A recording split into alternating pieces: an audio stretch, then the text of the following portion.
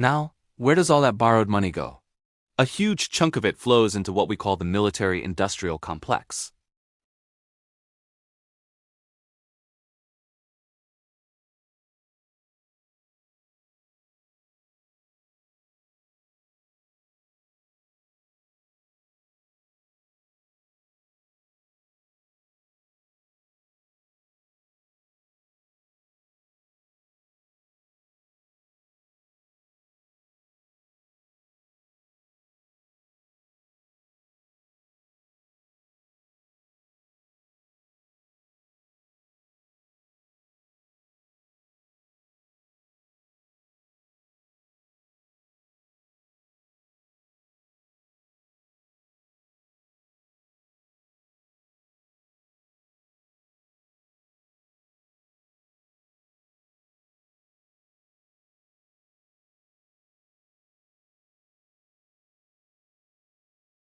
This created a powerful new sector of the economy, one that remains deeply intertwined with government policy and international relations to this day. After the fighting stops, you'd think the economic story ends. But in many ways, it's just beginning. This brings us to the phenomena of post-war reconstruction booms. Think of cities reduced to rubble, bridges destroyed, and factories flattened. Rebuilding all of that requires a colossal amount of labor, materials, and investment. A prime example is the Marshall Plan after World War II. The United States poured billions of dollars into rebuilding Western Europe. This wasn't just an act of charity. It was also a strategic economic move. By helping to rebuild European economies, the U.S. created strong new markets for its own goods and services. It prevented a post-war economic collapse and helped solidify a Western alliance against the Soviet Union.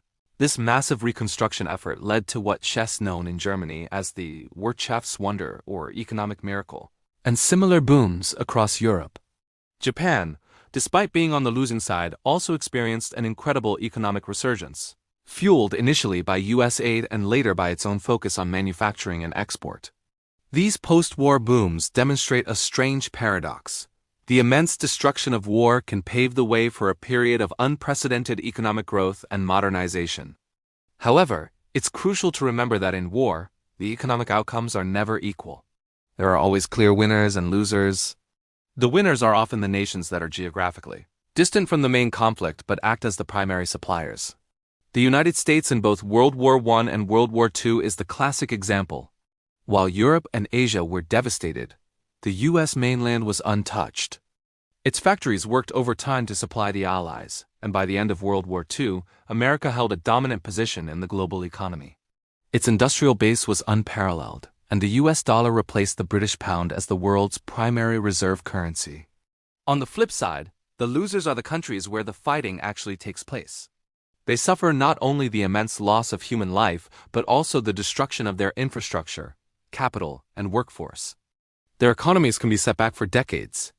Think of Germany and Japan after World War II, or more recently, countries like Iraq or Syria.